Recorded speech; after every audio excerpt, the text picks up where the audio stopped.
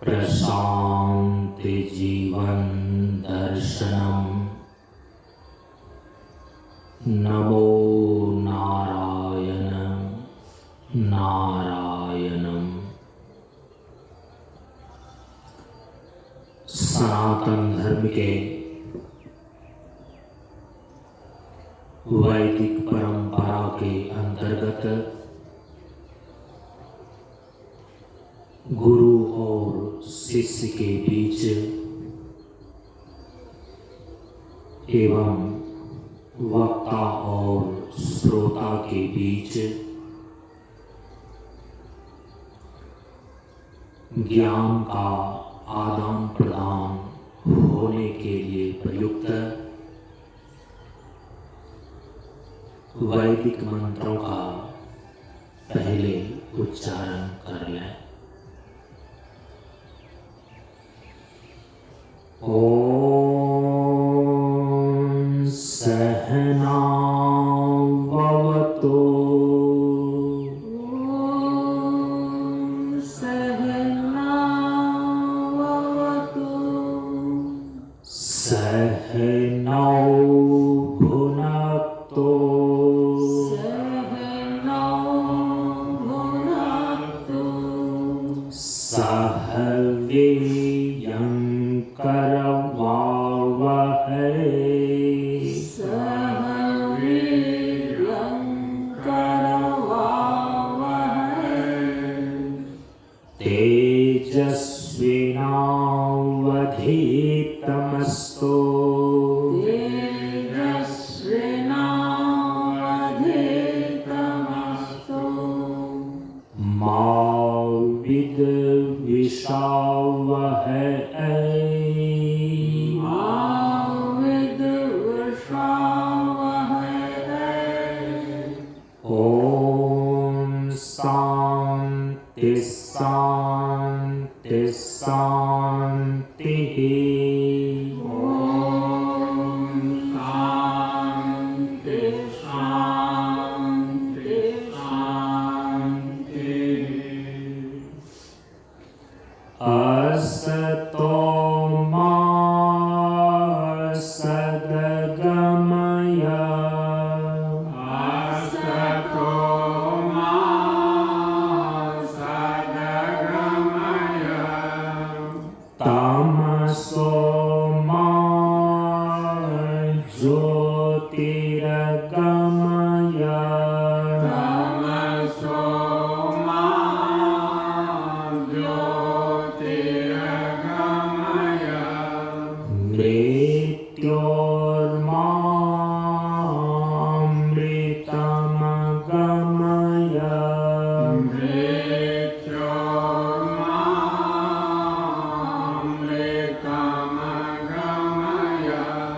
ओम शांति शांति शांतिः। ओम शांति शांति शांतिः। सभी लोग थोड़ी देर के लिए मौन एवं शांत रहें।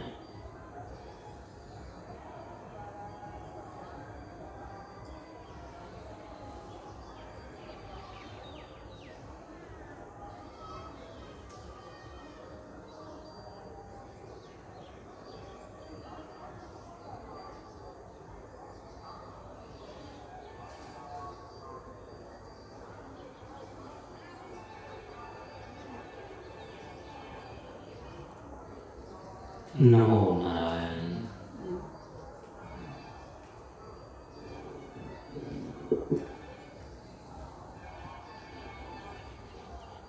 ब्रह्मानन्दं परम सुखदं केवलं ज्ञानमूर्तिम्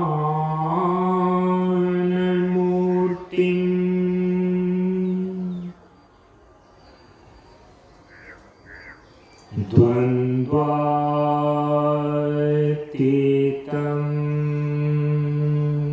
गगनसदृशम्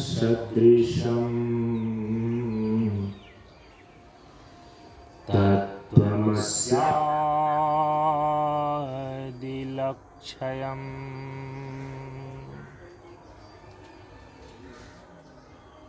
एकं नित्यं विमलमचलम्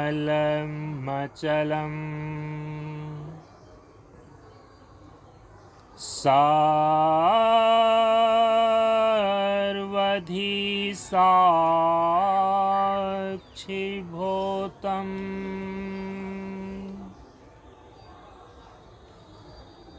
भावातीतं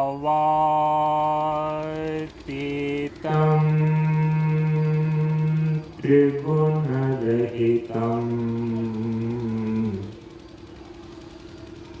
सद्गुरुं तं नमामि।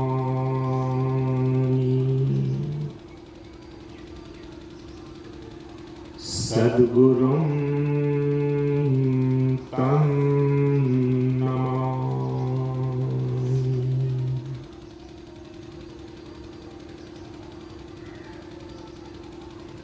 श्री गुरु चरण स्पर्श अनुभूति ज्ञान मार्ग सत्संग के सानिध्य में उपस्थित श्रद्धालु सत्संग प्रेमियों, ज्ञान बहे गुणवान के संगत,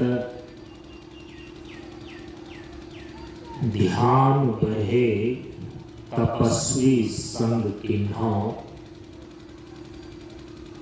बुद्धि विवेक विचार बहे संत सन्यासी सुसज्जन तिन्हों।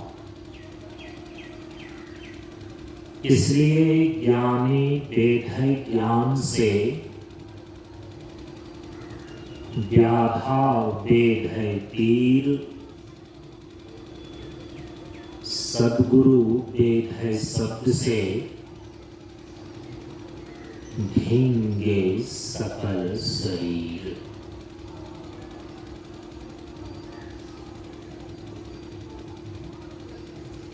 प्रेमियों, हम सभी लोग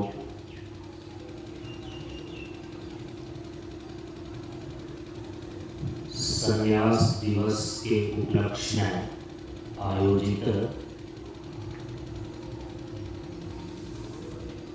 7 दिवसीय सत्संग कार्यक्रम के आज तीसरे दिन के सत्संग में उपस्थित हैं।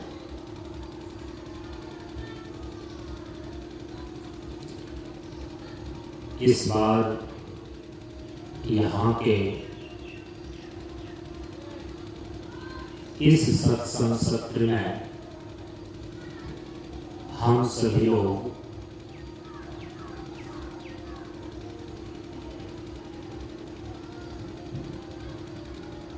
अनुभव और अनुभूति ही ब्रह्म दर्शन है,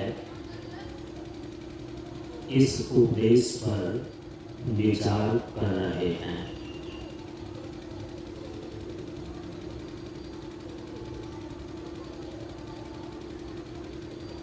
इस उपदेश पर विचार के प्रथम चरण के अंतर्गत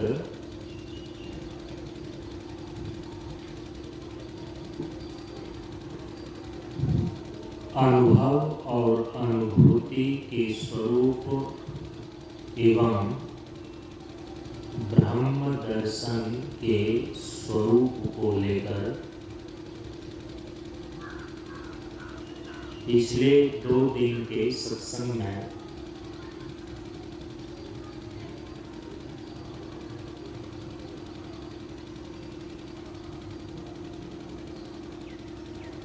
यह तथ्य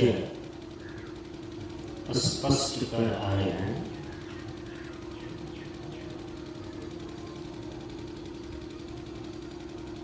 कि लौकिक और व्यवहारिक अनुभव अनुभूति के रूप में जो शीत उष्ण का अनुभव है, भूख प्यास का अनुभव है,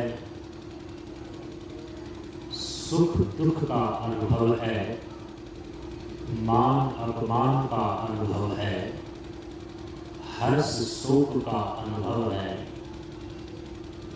प्रसन्नता और भय का अनुभव है, अर्थात द्वंद्वात्मक अनुभव अनुभूति ब्रह्म दर्शन नहीं है।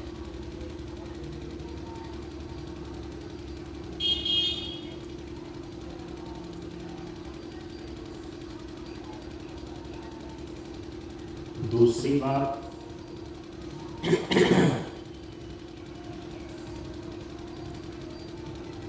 कि साधना उपासना और भक्ति भाव भजन के द्वारा साधक उपासक और भक्त के अंतःकरण में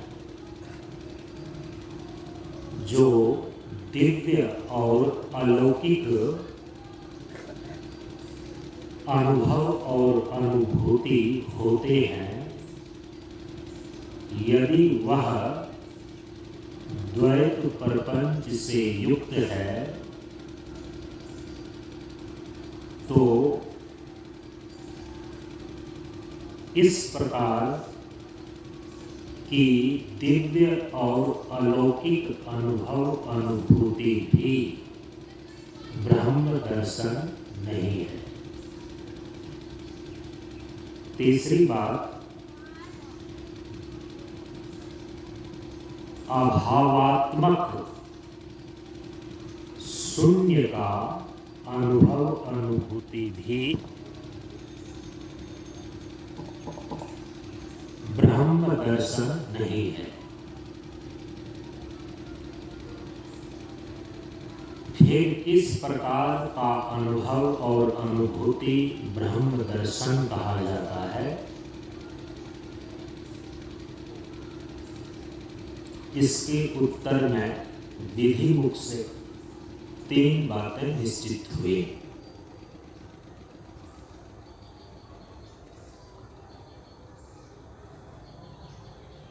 परम पूज्य गुरुदेव ने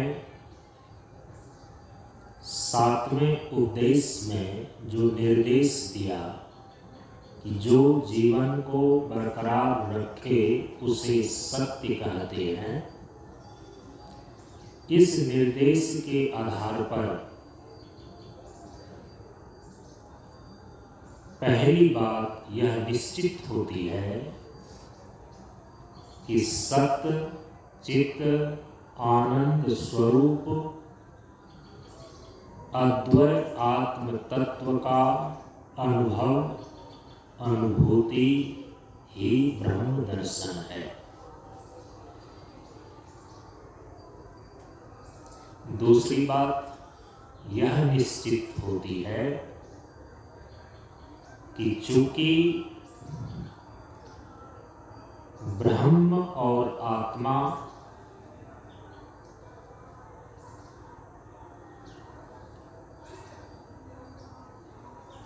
सच्चिदानंद स्वरूप अद्वितीय तत्व है,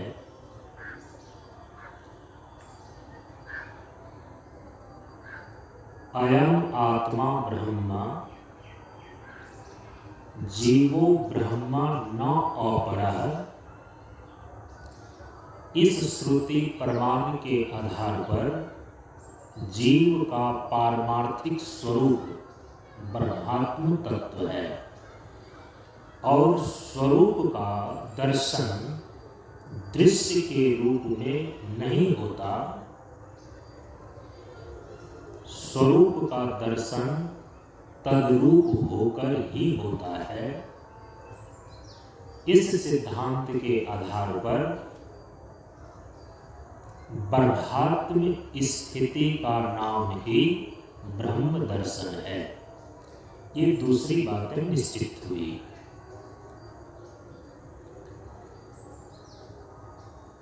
बर्धात्म स्थिति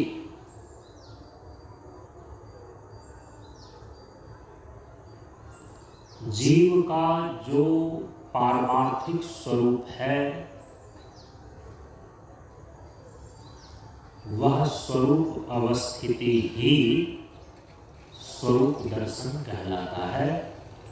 आत्म संस्थिति स्वात्म दर्शनम।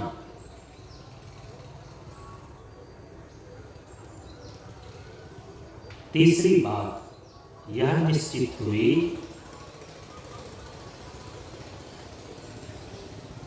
कि ब्रह्म और आत्मा का अप्रोक्ष ज्ञान ही ब्रह्म दर्शन है।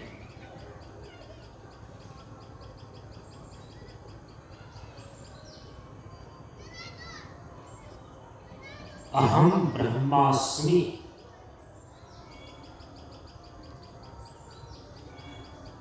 मैं ब्रह्म हूँ, परम प्रभु स्वज्ञान जी का जीवन होवे ज्ञान। इस बोध में स्थिर हो जाना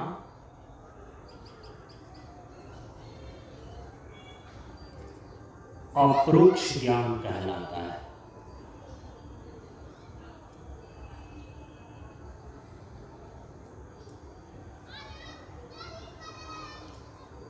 ब्रह्म निष्ठा ही ब्रह्मात्म तत्व का अपरोक्ष ज्ञान ही ब्रह्म दर्शन है।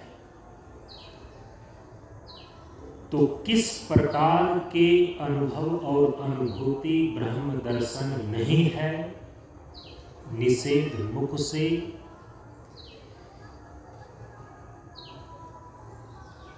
ये बातें निश्चित कर दी गई। और किस प्रकार की अनुभव अनुभूति को ब्रह्म दर्शन कहते हैं, ये बातें भी निश्चित कर दी गई।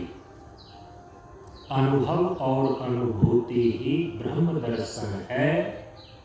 इस उपदेश के विचार के प्रथम चरण में इतनी बातें स्पष्ट हुई। अब हम सभी लोग आज इस उपदेश पर विचार के दूसरे चरण में प्रवेश करते हैं।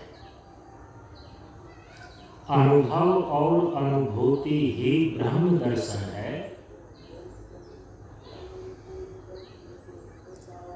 इस पर विचार का दूसरा चरण है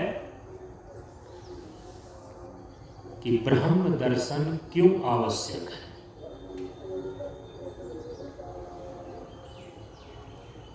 ब्रह्म दर्शन अर्थात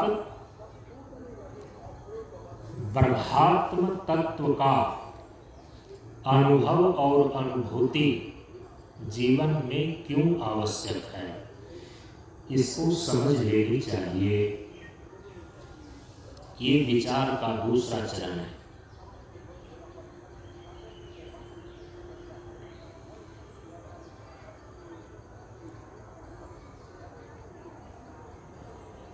जब तक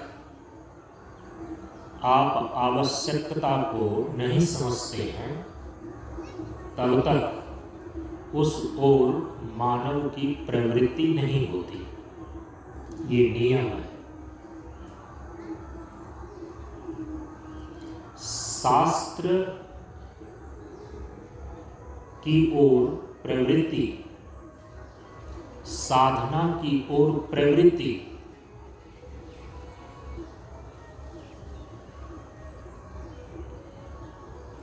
मानव की तभी होती है जब उसका प्रयोजन निश्चित हो। बिना किसी प्रयोजन का, बिना किसी आवश्यकता का मूर्ख व्यक्ति भी प्रवृत्त नहीं होते। तो इसीलिए विचार के इस दूसरे चरण में यह स्पष्ट हो जाना चाहिए कि ब्रह्म दर्शन का प्रयोजन क्या है।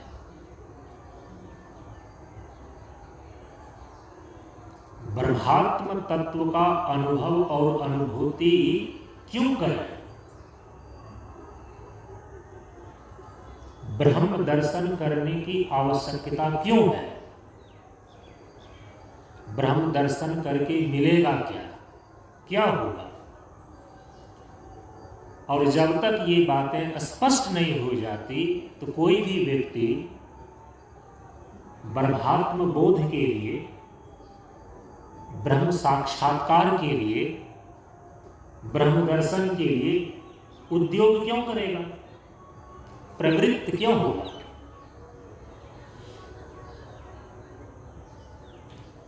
तो ब्रह्म दर्शन के प्रयोजन में प्रवेश करते हैं।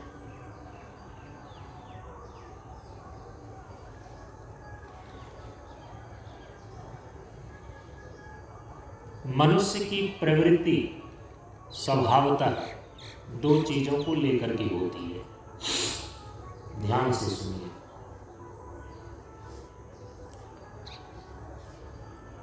मनुष्य की प्रवृत्ति किसी भी ओर दो चीजों को लेकर के होती है। पहली चीज है अनिष्ट की निवृत्ति। अनिष्ट की निवृत्ति को लेकर मनुष्य की प्रवृत्ति होती है। दूसरी चीज है अभीष्ट की प्राप्ति। कहीं कहीं इसी को कहा गया है इष्ट की प्राप्ति। तो इष्ट की प्राप्ति का अर्थ है अभीष्ट की प्राप्ति। अभीष्ट माने जो उसके भीतर नैसर्गिक इच्छा है प्राप्त करने की। जिस चीज को प्राप्त करने की नैसर्गिक इच्छा है उसको बोलते हैं अभीष्ट। ये हम चाहते हैं और वह चाहना तब तक बना रहता है, तब तक बना रहता है जीव के अंदर जब तक अभीष्ट की पूर्ति न हो जाए। तब समझना चाहिए कि वह चाहना, वह इच्छा नैसर्गिक इच्छा है। जो इच्छाएं बदलती रहती हैं, किसी को देख करके उत्पन्न हुई, परिस्थिति के कारण से इच्छाएं बनी और फिर वे इच्छाएं विदा भी हो जाती हैं, चली भी जाती हैं। तो फिर ऐसी इच्छा, ऐसी चाह नैसर्गिक नहीं कहलाती। निसर्ग से ही जो प्राप्त है जीव को, जब से सृष्टि में आता है, हम एक जन्म की बात नहीं कर रहे हैं। जीव जब से इस सृष्टि में आता है तब से लेकर के निसर्ग से, तब से लेकर जब तक अभीष्ट की पूर्ति नहीं हो जाती, जो चीज चाह रहा है जब तक वह पूरा न हो जाए तब तक वो इच्छा बनी रहे। महाप्रलय होने पर जीव का शरीर नहीं रहता, न स्थूल शरीर रहता है, न सूक्ष्म शरीर रहता है। कारण शरीर अपने महाकारण महामाया से एकीभूत होकर के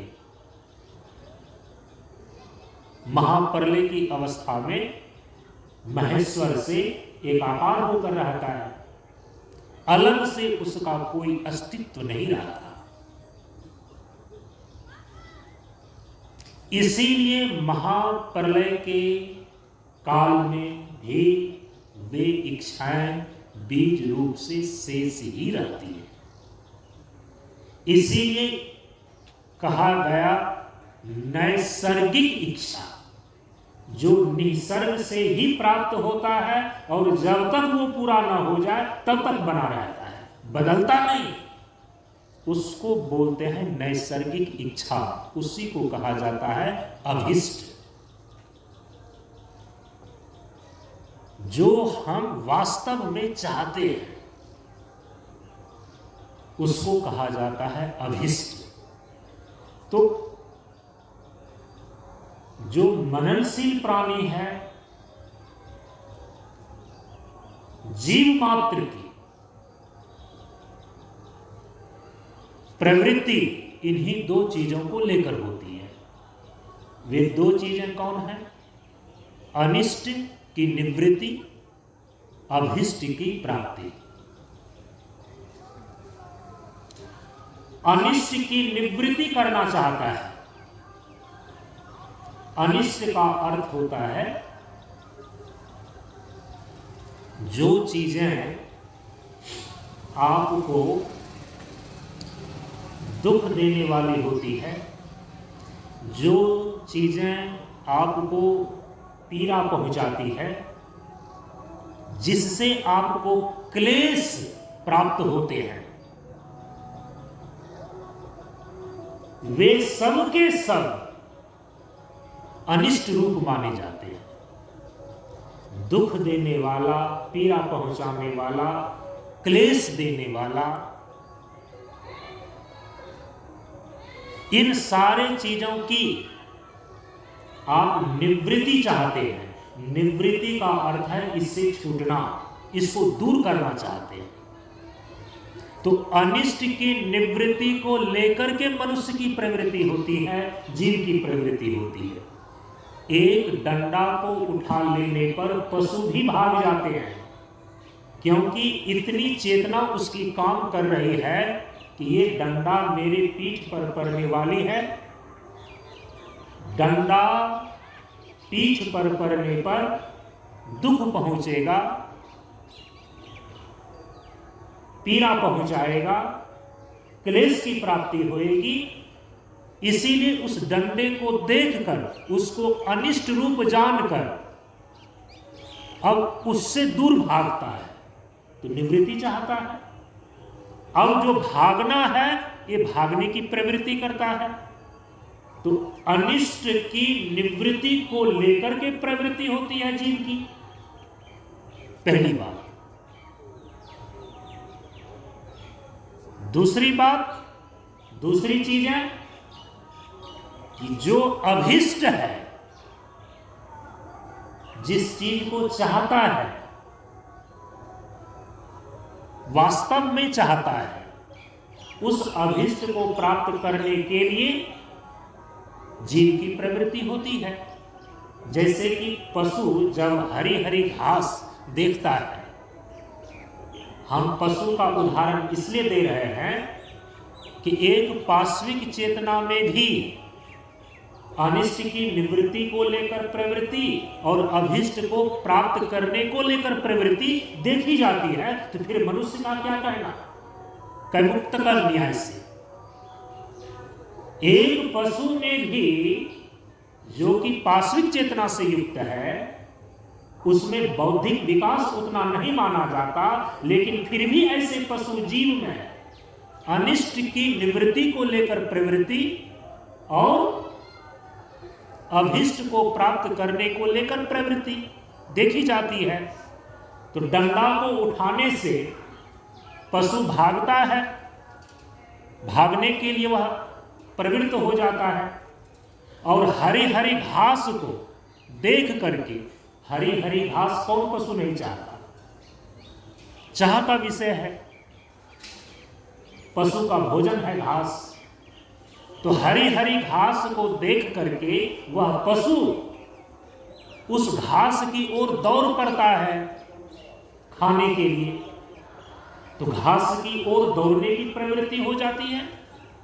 तो इससे यह स्पष्ट हो जाता है कि जीव मात्र की प्रवृत्ति दो चीजों को लेकर होती है। अनिष्ट की निवृत्ति को लेकर प्रवृत्ति होती है और अभिष्ट को प्राप्त करने को लेकर प्रवृत्ति होती है। दुख जो है, अब आइए इस पर। दुख, पीड़ा, क्लेश,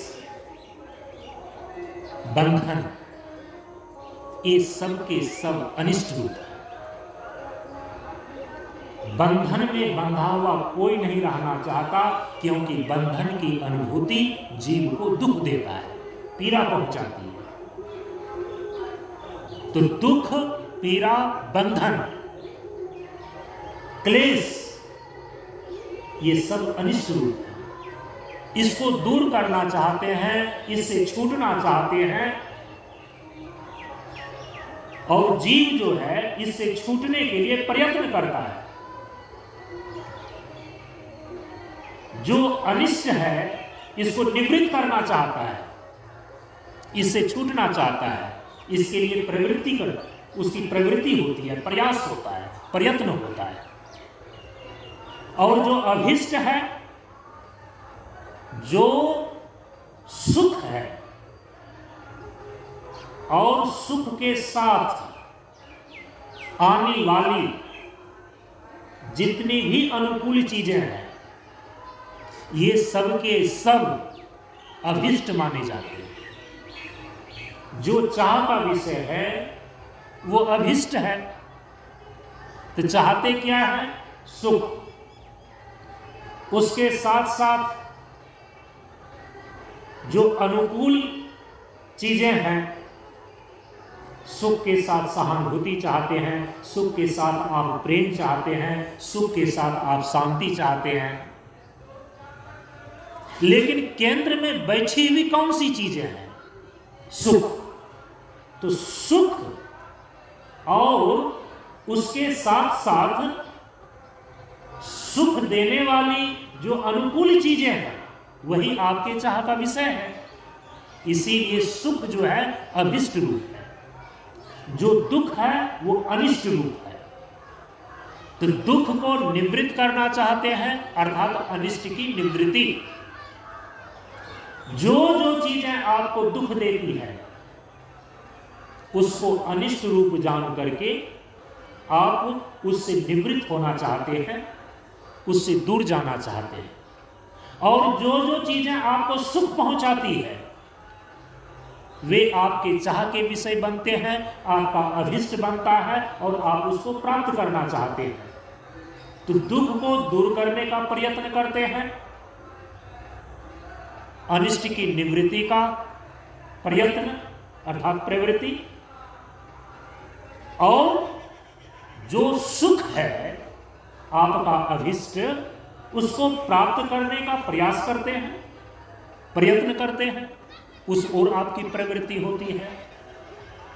तो दुख अनिष्ट रूप है और जो सुख है वो अभिष्ट है। लेकिन यहां पर एक बात है और स्पष्ट रूप से समझ करके रख लेनी चाहिए कि जब नैसर्गिक इच्छा बोलते हैं,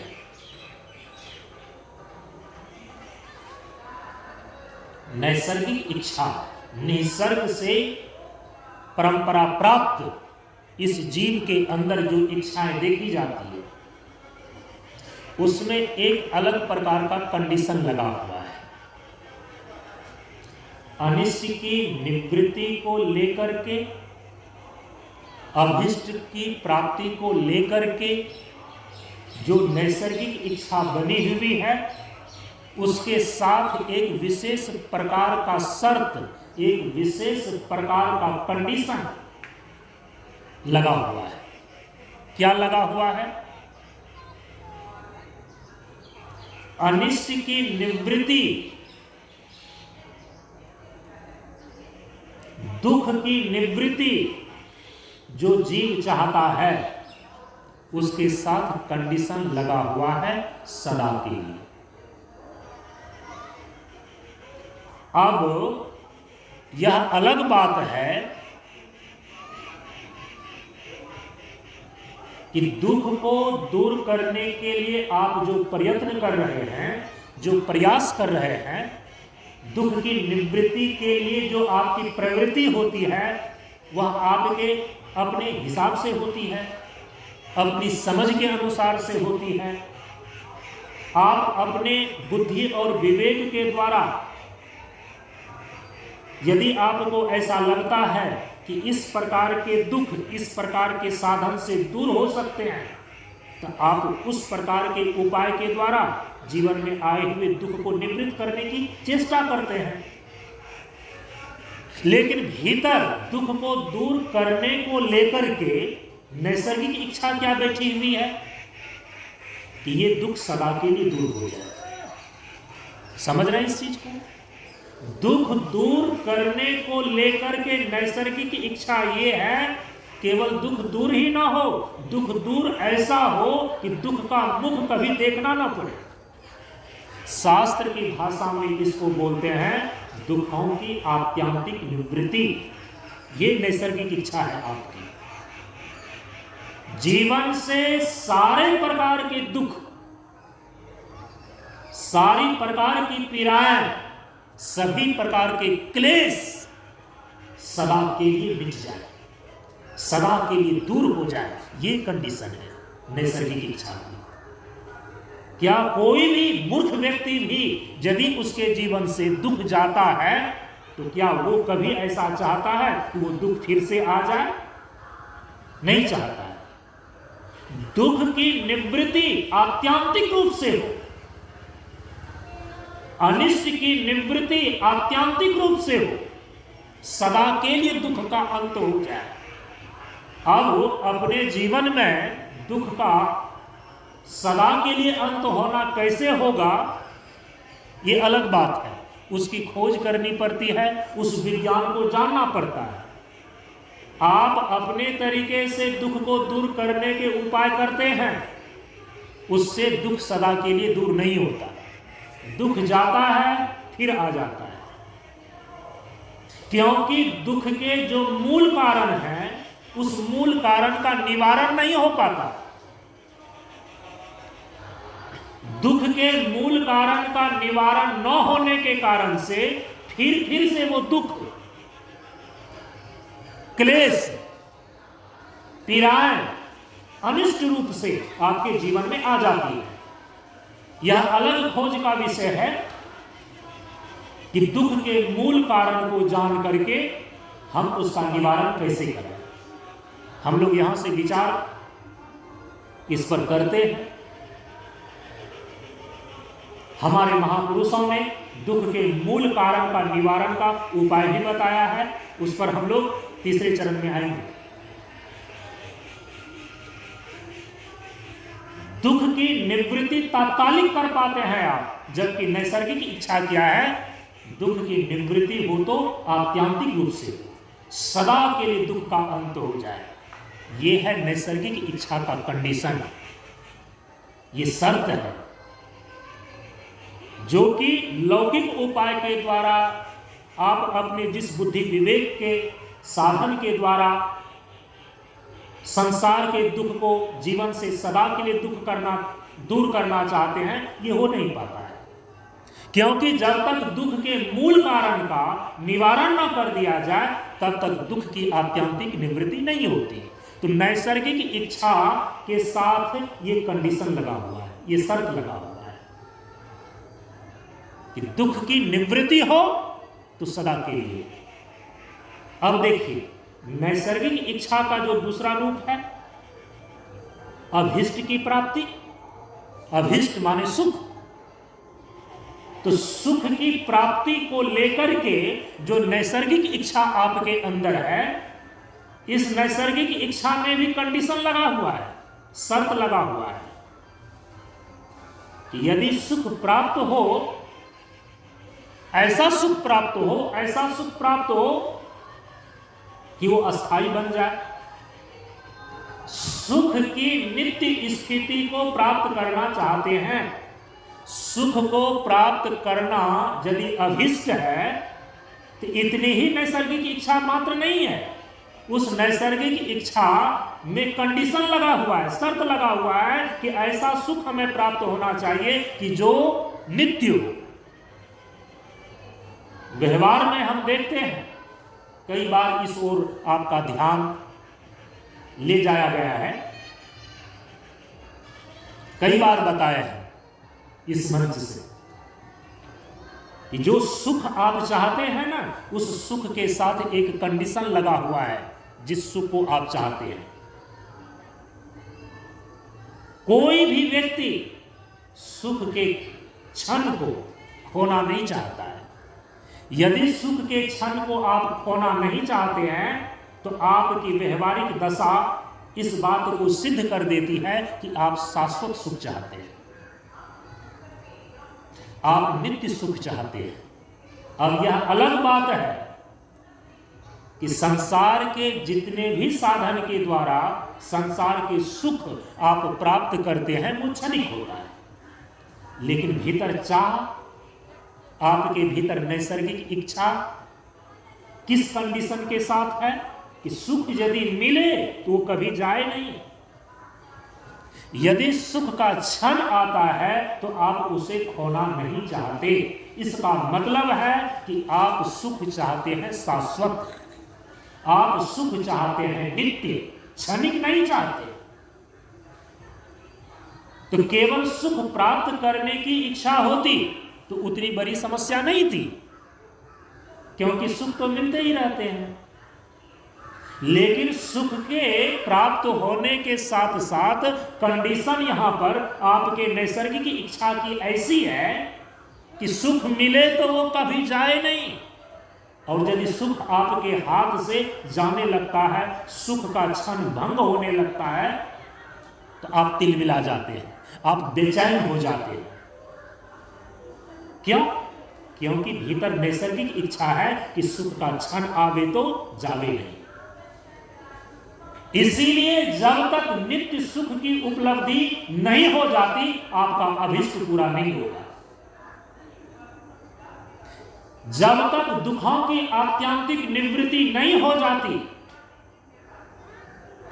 तब तक आप चैन की सांस नहीं ले सकते। ये आपकी नैसर्गिक इच्छा है। तो अनिष्ट की निवृत्ति को लेकर के प्रवृत्ति होती है और अभिष्ट की प्राप्ति को लेकर के प्रवृत्ति होती है। इसी को दूसरे शब्द में, शास्त्र के शब्द में बोलते हैं कि दुखों की आत्यांतिक निवृत्ति और नित्य सुख की उपलब्धि। ये आपका अभिष्ट है, ये आपकी नैसर्गिक इच्छा है। और जीव जब से सृष्टि में आया है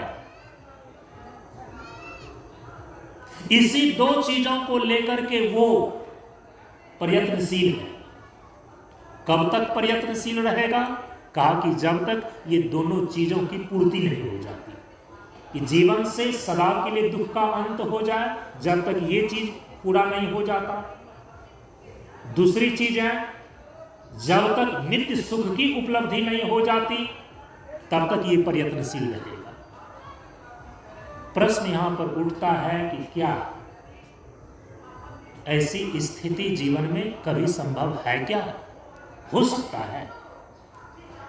क्या जीवन की ऐसी स्थिति आ सकती है कि जहां जीवन से दुखों का सदा के लिए समाप्त हो जाना हो जाए और नित्य सुख की स्थिति बनी रहे? पाश्चात्य दार्शनिकों ने इसका निराशाजनक उत्तर दिया।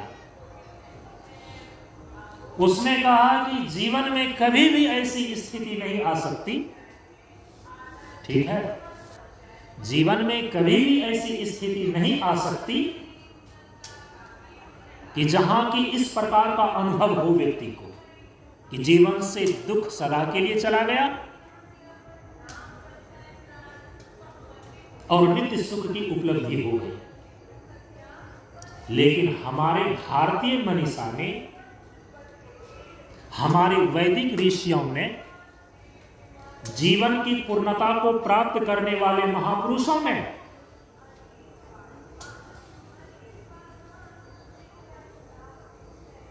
यह घोषणा की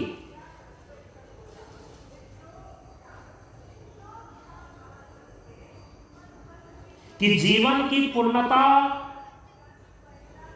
कहते ही इसी को है। जीवन पूर्ण हुआ ये माना ही तभी जाता है जब जीवन में ऐसी स्थिति आ जाती है। कैसी स्थिति? जब जीवन से सभी प्रकार के दुखों का अंत हो जाए और जीवन में नित्य सुख की उपलब्धि हो जाए। जब ऐसी स्थिति आ जाती है जीवन में, तभी इसको जीवन की पूर्णता बोलते हैं। हमारे महापुरुषों ने कहा कि जीवन की पूर्णता संभव है, जीवन में ऐसी स्थिति संभव है। और जब तक ऐसी स्थिति प्राप्त नहीं कर लेता है, यह जीव इस सृष्टि में सदा के लिए गतिशील रहेगा। इसका प्रयत्न चलता रहेगा, इसका प्रयास चलता रहेगा, ये प्रवृत्त होता रहेगा। ये चैन की सांस नहीं ले सकता जब तक यह जीवन की पूर्णता के रूप में जीवन से दुखों की आत्यांतिक निवृत्ति और नित्य सुख की उपलब्धि नहीं कर लेता।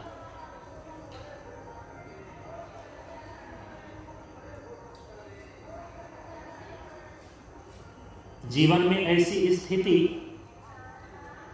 कैसे संभव हो सकती है?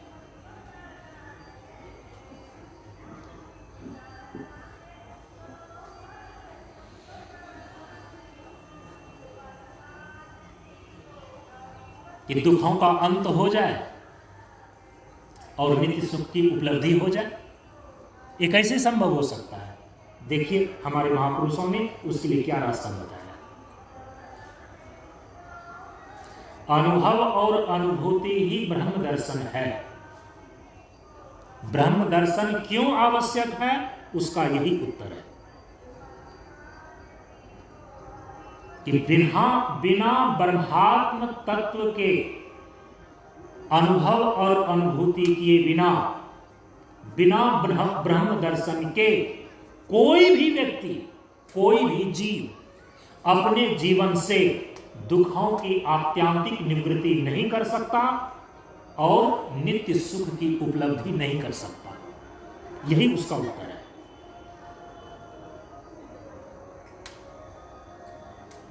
आप ब्रह्म दर्शन को छोड़कर ब्रह्मात्म तत्व का अनुभव और अनुभूति की प्रक्रिया को छोड़कर संसार के जितने उपायों के द्वारा दुख को दूर करने का प्रयास कर लें और सुख को जुटाने का प्रयास कर लें, वो क्षणिक होगा, वो तात्कालिक होगा। दुख की निवृत्ति आत्यांतिक रूप से और सुख की उपलब्धि नित्य रूप से, यह केवल और केवल एक ही उपाय के द्वारा संभव है। हमारे महापुरुषों ने कहा उस उपाय का नाम है ब्रह्म दर्शन। केवल ब्रह्मात्म बोध से, केवल ब्रह्मात्म दर्शन से ब्रह्म और आत्मा के अनुभव और अनुभूति से जीवन की पूर्णता संभव है। केवल ब्रह्म दर्शन से ही जीवन से दुखों की आत्यांतिक निवृत्ति और परमानंद की समुपलब्धि होती है। दूसरा और कोई उपाय नहीं है। 9 अन्य उपाय अस्ति कुत्रचित भगवान श्री कृष्ण कहते हैं। परम पूज्य गुरुदेव ने अपने उपदेश में निर्देश किया है, अब ध्यान दीजिए। अनुभव और अनुभूति ही ब्रह्म दर्शन है। ब्रह्म दर्शन क्यों करें? ब्रह्मात्म तत्व का अनुभव और अनुभूति जीवन में आवश्यक क्यों है? क्योंकि आप अपने जीवन की जिन समस्याओं से ग्रसित हैं और आप अपने जीवन में जो समाधान चाहते हैं, तो आपके जीवन में सारी समस्याओं का अंतिम समाधान केवल और केवल ब्रह्म दर्शन के द्वारा ही संभव है। समस्या है क्या?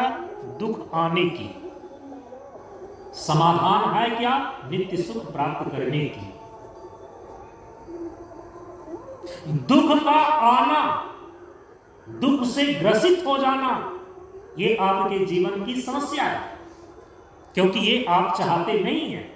और जो चीज चाहते नहीं जबरदस्ती आपके गले पड़ जाए, इससे बड़ी समस्या क्या हो सकती है? एन प्रकार से दुख को दूर करना चाहते हैं आप, फिर एन प्रकार पर दुख आ जाता है, ये आपके जीवन की समस्या बन जाती है। जिस चीज को आप नहीं चाहते हैं वो हो जाए तो समस्या है, और जिस चीज को चाहते हैं वो होवे ना करे तो समस्या है। सुख चाहते हैं कि नित्य सुख, शाश्वत सुख प्राप्त हो, लेकिन वो सुख प्राप्त ही नहीं होता है। संसार के तमाम पदार्थों में हम सुख को ढूंढते रहते हैं, सोचते हैं अच्छा से अच्छा मकान बना करके सुख को शाश्वत कर लें, लेकिन हो ही नहीं पाता। अच्छा से अच्छा संबंध बना करके सुख को नित्य कर ले, वो संभव ही नहीं हो पाता। स्वर्गौ स्वल्प अंत दुखदाई, हमारे महापुरुषों का तो ये अनुभव है। भगवान श्री राम अयोध्यावासी को समझा रहे हैं रामचरितमानस में, यदि तुम समझते हो कि संसार के अनित्य पदार्थों से हम नित्य सुख को प्राप्त कर लें, इससे बढ़कर के दूसरी कोई मूर्खता नहीं हो सकती। स्वर्गौ स्वल्प अंत दुखदाई, सुख का साम्राज्य जिस स्वर्ग को कहा जाता है, वह स्वर्ग भी अनित्य होने के कारण से, स्वल्प माने अनित्य होने के कारण से अंत दुखदाई, अंत में दुख देने वाला ही सिद्ध होता है। तो फिर मर्त्य लोक के इस तुच्छ चीजों की क्या विसात? समझ रहे हैं इस चीज को?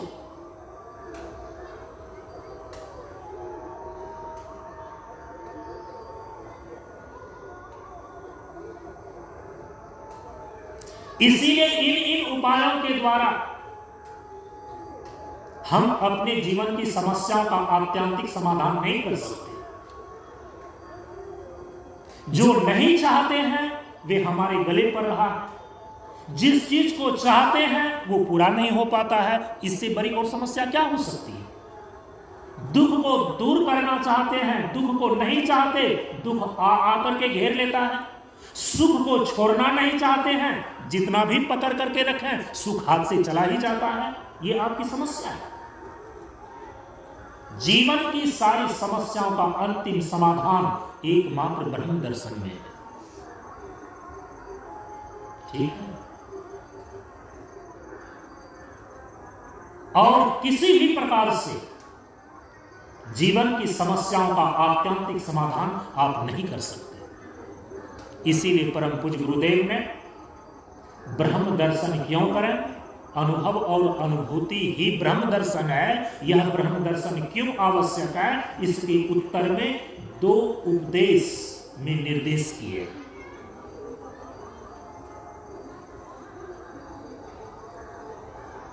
ब्रह्म दर्शन क्यों आवश्यक है, इसके उत्तर में परम पूज्य गुरुदेव 2 उपदेश प्रस्तुत करते हैं उसी चौथे खंड उपदेश के अंदर। 9वां उपदेश में निर्देश करते हैं कि दैहिक, दैविक और भौतिक तापों को सह लेना ही ब्रह्म दर्शन है। 11वें उपदेश में निर्देश करते हैं कि निराधार में आनंद, प्रसन्न और संतुष्ट रहना ही आत्मावान होना है। देख लिया आपने? यही दोनों उपदेश उत्तर है। अनुभव और अनुभूति ही ब्रह्म दर्शन है, तो ब्रह्मात्म तत्व का अनुभव और अनुभूति क्यों करें, ब्रह्म दर्शन क्यों आवश्यक है, इसी का उत्तर है ये दोनों उपदेश, 9वां और 11वां उपदेश चौथे खंड का। दैहिक दैविक और भौतिक तापों को सह लेना ही ब्रह्म दर्शन है।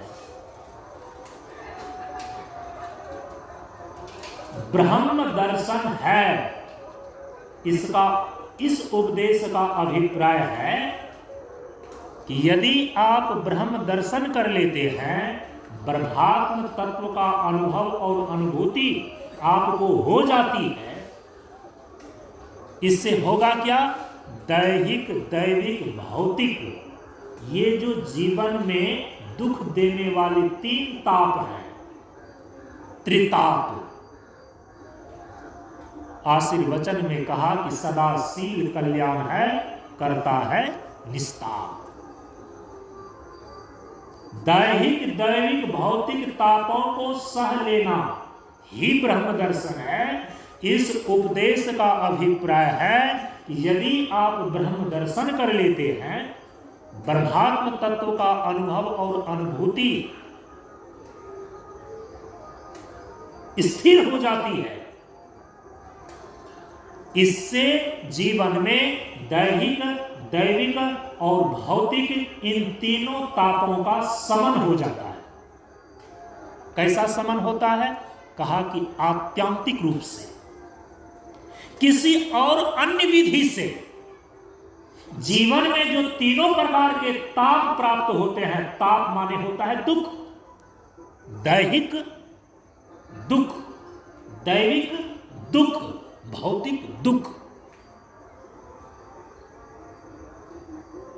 वैशेषिक दर्शन में दुख को इसी 3 श्रेणी में बांटा कि जितने भी प्रकार के दुख हैं वे 3 प्रकार के होते हैं।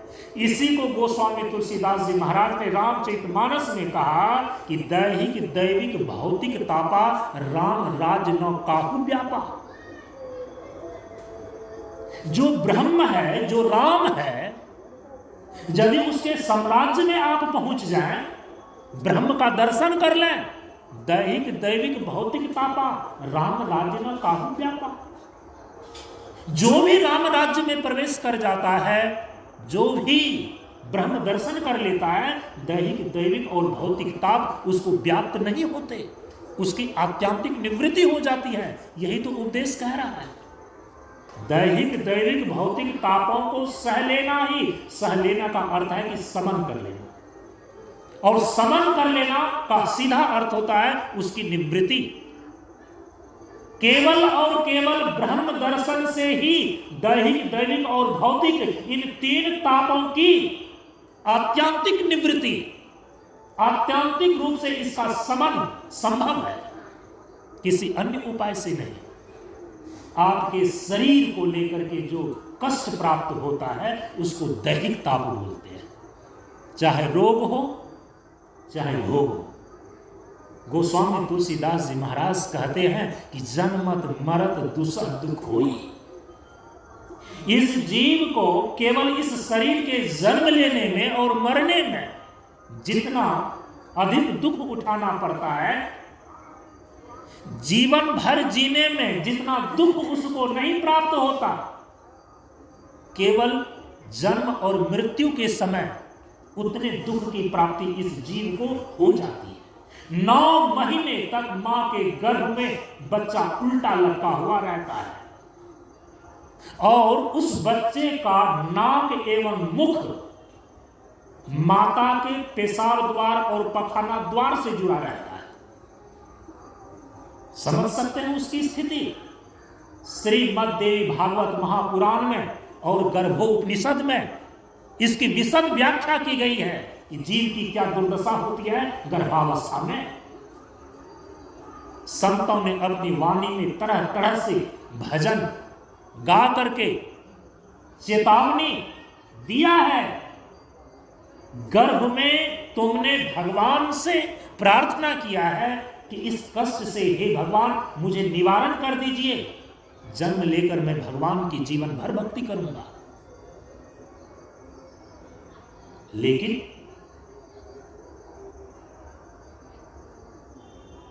संसार की आसक्ति और भोग राग में भगवान से किए गए वादा को जो गर्भावस्था में किया है इस जीव ने भूल जाता है, विस्मृत हो जाता है। जन्मत मरत दुसह दुख होई, जन्म लेने में दुसह दुख, और जिस समय मरता है कोई व्यक्ति, सोचिए जो जीव इस शरीर रूपी घर में 40 साल, 50 साल, 60 साल, 70 साल, कोई 100 से अधिक साल भी वास किया है, इसमें रहा है, क्या इसको आसानी से स्वेच्छा से छोड़कर जाना चाहेगा? 10 दिन किसी घर में आप रह जाते हैं और उससे बाहर निकलना पड़े तो आप सोच में पड़ जाते हैं कि घर मेरा छूट रहा है, और जो जीव 50 साल तक इसके भीतर रहा है, अपनी इच्छा और वासना के साथ रहा है, सारे भोगों को भोगा है इस शरीर रूपी घर के अंदर, आसानी से छोड़ करके जाएगा क्या? लेकिन इसको खींच करके बाहर से निकाला जाता है, अंदर से बाहर किया जाता है। यम अपने यम पास से प्राण का कर्षण करता है, जीव को निकालता है इस शरीर से बाहर, कि जिंदगी एक किराए का घर है, एक दिन तो बाहर आना ही पड़ेगा, एक दिन तो निकलना ही पड़ेगा। और चूंकि ये जीव निकलना नहीं चाहता तो जबरदस्ती उसको निकाला जाता है। परम पूज्य गुरुदेव कहते हैं कि मौत के समय जब प्राण का उत्क्रमण होता है, 1000 बिच्छू के डंक मारने के बराबर पीड़ा होती है जीव को। जन्मत मरत दुसह दुख होई,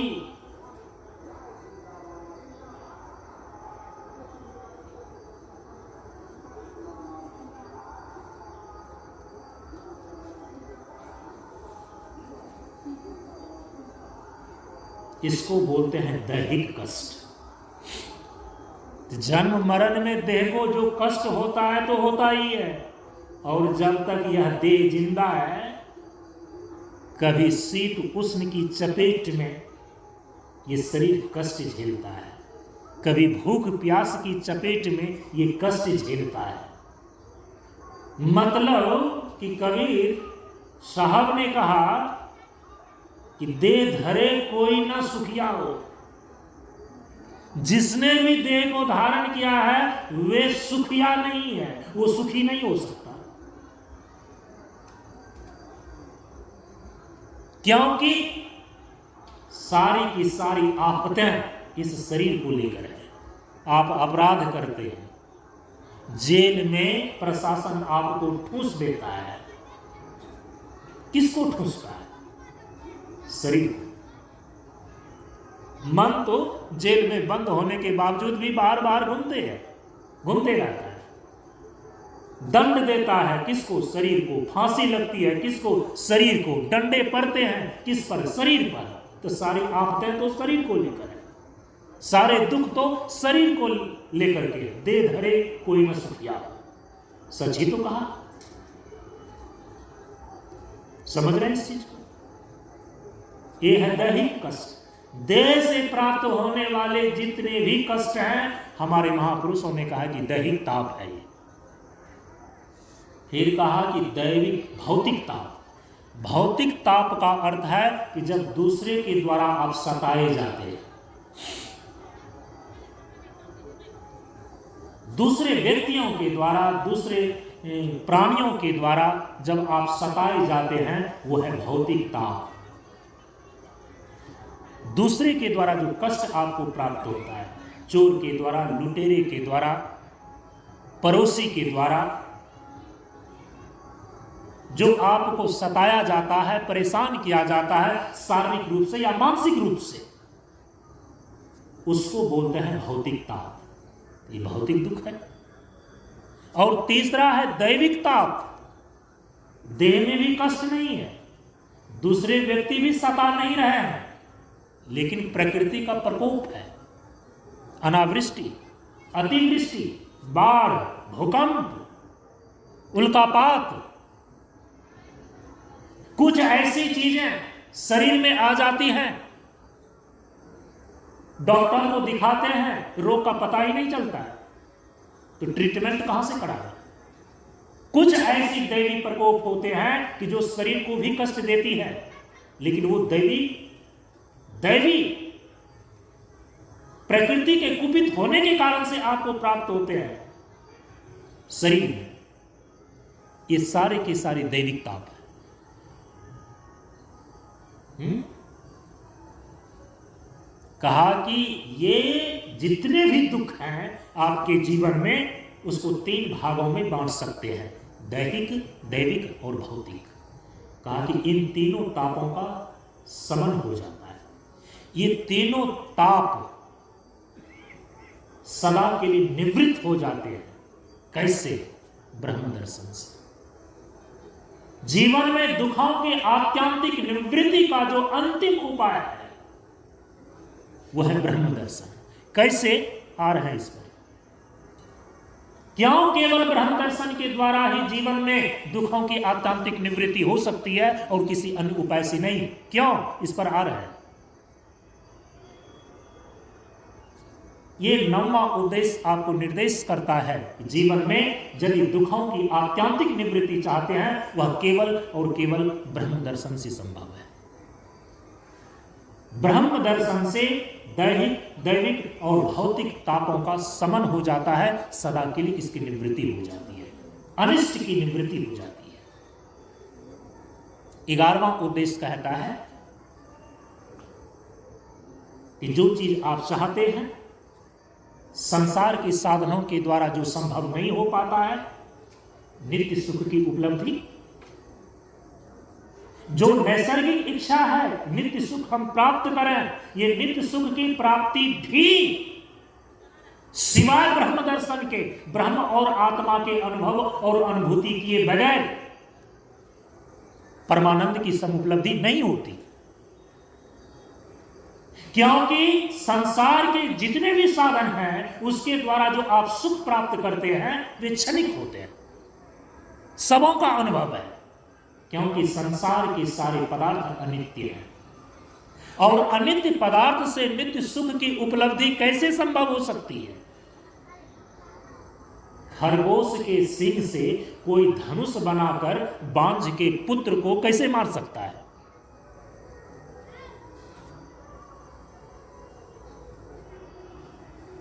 जो मृग मरीचिका है, एक हिरण, उससे अपनी प्यास कैसे बुझा सकती है? दौड़ते दौड़ते उसका प्राण छूट जाएगा। कुछ ऐसे उदाहरण हैं प्रेमियों जो आपको सोचने के लिए विवश करता है। विचार कीजिए। हमारे महापुरुष कहते हैं, हमारा शास्त्र कहता है कि कोई भी मृग तृष्णा के जल से अपनी प्यास को कैसे बुझा सकता है? क्योंकि रेगिस्तान पर जब धूप पड़ती है, बालू का राशि पर जब धूप पड़ती है तो चिलमिलाती हुई नजर आती है, प्रतीत होता है कि वहां जल बह रहा है, जबकि बूंद मात्र भी जल वहां नहीं है।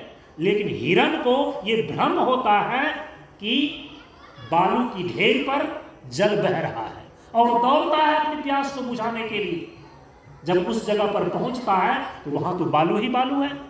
वहां से अब कुछ और दूर पर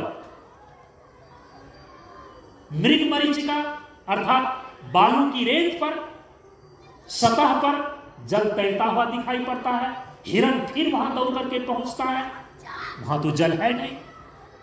सूर्य की किरण पड़ने के कारण से जो चिलमिलाती हुई स्थिति है उसमें जल की प्रतीति हो रही है, वास्तव में जल है नहीं। तो मृग मरीचिका के जल से मृग तृष्णा कैसे समाप्त हो सकती है? मृगा की प्यास कैसे बुझ सकती है? संसार का सुख आपको कैसे संतुष्ट कर सकता है? क्योंकि आप तो नित्य सुख चाह रहे हैं। इसीलिए संसार के सुख को भोगते हैं और भोगने की प्रवृत्ति जगती है, और भोगते हैं और भोगने की प्रवृत्ति जगती है। तो संसार के सुख शरीर और सभी इंद्रियों को कमजोर ही करते हैं। आपकी इंद्रियां शिथिल पड़ जाती हैं, कमजोर पड़ जाती हैं, लेकिन सुख भोगने की इच्छा समाप्त नहीं होती। क्या यह सबों का अनुभव नहीं है? आपकी इंद्रियां एक उम्र पर जाकर के जवाब दे देती है कि अब संसार के साधनों का भोग नहीं कर सकते, उसका भोक्ता नहीं बन सकते, क्योंकि लाचार हो रहा है। लेकिन सुख पाने की इच्छा चूंकि आपके भीतर नैसर्गिक रूप से बना हुआ है कि जब तक शाश्वत सुख न मिल जाए, जब तक नित्य सुख की उपलब्धि न हो जाए, तब तक सुख पाने की इच्छा तो बनी रहेगी, इंद्रियां जवाब दे जाती है। तो संसार के साधनों के द्वारा नित्य सुख की उपलब्धि हो ही नहीं सकती, ये नियम है।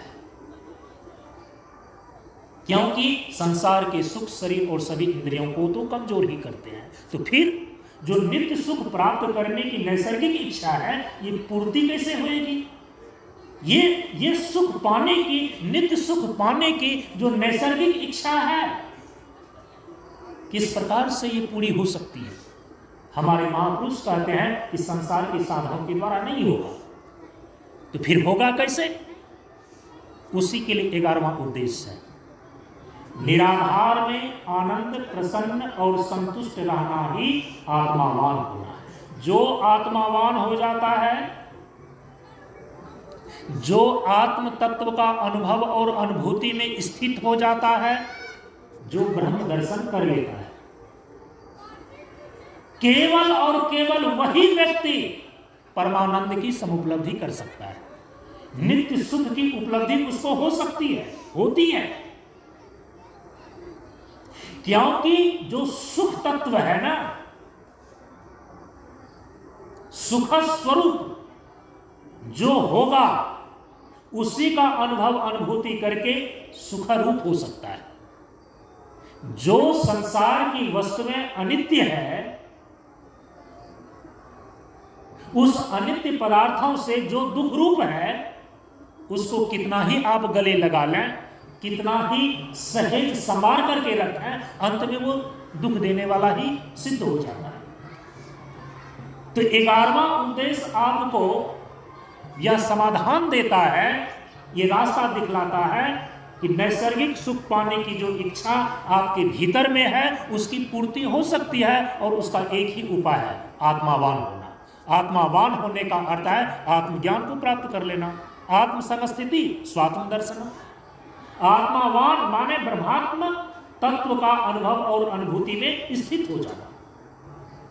केवल और केवल आत्मावान होकर के ही, केवल और केवल ब्रह्म दर्शन करके ही, ब्रह्मात्म तत्व का अनुभव और अनुभूति करके ही नित्य सुख को आप उपलब्ध कर सकते हैं। आपकी जो नैसर्गिक इच्छा है नित्य सुख प्राप्त करने की, ये पूरी हो सकती है संसार की और किसी साधन के द्वारा नहीं।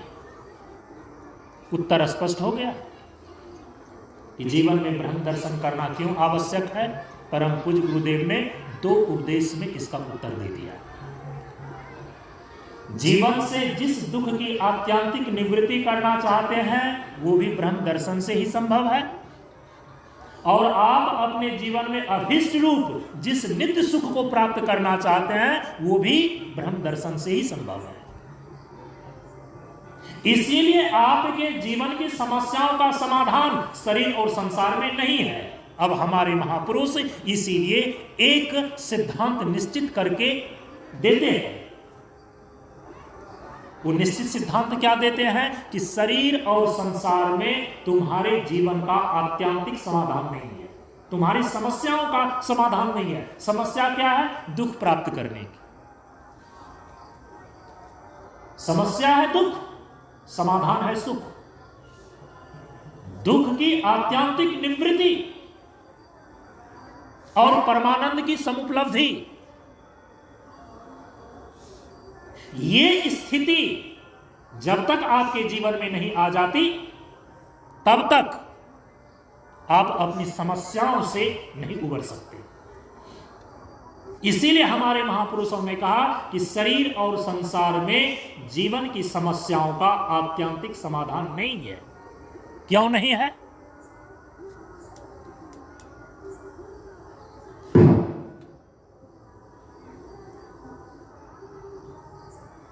शरीर और संसार में जीवन की समस्याओं का समाधान क्यों नहीं है? इसलिए नहीं है क्योंकि जितने भी प्रकार की समस्याएं हैं शरीर और संसार को लेकर के है। तो जो समस्या ही उत्पन्न करता है वो समस्या का समाधान कैसे कर सकता? आप ठंडे दिमाग से स्थिर होकर के एक बार विचार करके देखिए कि आपकी जितनी भी समस्याएं हैं शरीर और संसार को लेकर के है या किसी और चीज को लेकर के, तो पता चलता है कि सारी समस्याएं शरीर और संसार को लेकर है। जब तक यह जीव शरीर और संसार के भाव से जुड़ा हुआ है तब तक समस्या से कोई उबार नहीं सकता। इसीलिए कहा कि यदि तुम अपनी समस्याओं का समाधान चाहते हो तो ये जीव शरीर और संसार के भाव का परित्याग करके अपने वास्तविक स्वरूप ब्रह्म भाव में स्थित हो जाए। जब तक संसार और शरीर के भाव का परित्याग करके यह जीव अपने वास्तविक स्वरूप परमात्मा भाव में स्थित नहीं हो जाता तब तक ये समाधान नहीं पा सकता। क्यों? क्योंकि शरीर और संसार को लेकर ही सारी समस्याएं हैं। ये जीव जिससे जुड़ेगा उसी का अनुभव करेगा। जी 24 घंटा रचा पचा बसा हुआ है ये जीव, किसमें? शरीर संसार में। हमारे महापुरुषों ने कहा कि छोटा सा नमूना 24 घंटे के अंदर एक ऐसी स्थिति आती है, उससे देख लो। तुम करते नहीं हो लेकिन भगवान ने वो व्यवस्था करके रखी है, उससे तुम अनुमान लगा सकते हो। क्या व्यवस्था करके रखी है? गाढ़ी नींद की अवस्था, गाढ़ निद्रा की व्यवस्था परमात्मा ने आपके जीवन के साथ जोड़ा है। और उस समय क्या होता है? जिस समय आप गहरी नींद में होते हैं उस समय क्या किसी प्रकार का दुख आपको प्राप्त है? उस समय क्या किसी प्रकार का तनाव और चिंता, किसी प्रकार का क्लेश आपको प्राप्त है? किसी प्रकार का द्वंद्व आपको प्राप्त है? नहीं। उस समय केवल आप सुख और आनंद का अनुभव करते हैं, शांति का अनुभव करते हैं। दुख द्वंद्व और द्वैत से अतिक्रांत भूमि सुसुप्ति की अवस्था है, जहां की केवल शांति, निर्द्वंद्व और सुख का अनुभव होता है। सुसुप्ति अवस्था की इस नमूने को लेकर के आप अपने को प्रबोधित कर सकते हैं। आप जानते हैं सुसुप्ति की अवस्था में ऐसी चमत्कृति क्यों है? क्योंकि जीव परमात्मा की व्यवस्था में अनायास शरीर और संसार से छूटकर अपने स्वरूप के करीब हो जाता है। क्योंकि सुसुप्ति की अवस्था में न संसार का भान रहता है, संसार से जुड़ करके आप नहीं रहते, बाहर की कोई चीजें भी आपकी याद में नहीं होती, न शरीर का ख्याल रहता है, शरीर का भान नहीं रहता। सुसुप्ति की अवस्था में संसार से भी आप छूट गए हैं और स्थूल शरीर, सूक्ष्म शरीर से भी आप छूट गए हैं। ये जीव पहुंच गया है कहां पर? अपने स्वरूप के करीब, कारण शरीर में। कारण शरीर स्वरूप के सबसे नजदीक है। यदि स्वरूप के नजदीक आने से ही इतनी चमत्कृति जीवन में आ जाती है कि यह जीव दुख से, द्वंद्व से और द्वैत से, इन सारी अनिष्ट और आफत देने वाली चीजों से छूटकर केवल यह निश्चिंत, निर्द्वंद सुख और शांति, आनंद का अनुभव करने की स्थिति में पहुंच जाता है। केवल यह स्वरूप के करीब हुआ है। स्वरूप अवस्थिति सुसुप्ति नहीं है, कारण शरीर में चला गया है। संसार छूट गया, स्थूल शरीर का भान छूट गया, सूक्ष्म शरीर का भान छूट गया, जीव कारण शरीर में पहुंच गया जो स्वरूप के करीब है। और यदि स्वरूप अवस्थिति ही हो जाए तो सदा के लिए दुख द्वंद्व छूट जाते हैं। इसीलिए सारी समस्याएं, सारे दुख इस जीव को प्राप्त होते हैं जब तक ये शरीर संसार से जुड़ा हुआ है। तो शरीर और संसार में इसका समाधान कैसे संभव है? नहीं है। इसीलिए हमारे महापुरुषों ने कहा कि शरीर और संसार में जीवन की समस्याओं का आत्यंतिक समाधान नहीं है। क्यों नहीं है? क्योंकि सारे के सारे दुख, सारे के सारी समस्याएं शरीर और संसार से जुड़े हुए होने के कारण से ही जीव को प्राप्त होते हैं। क्यों?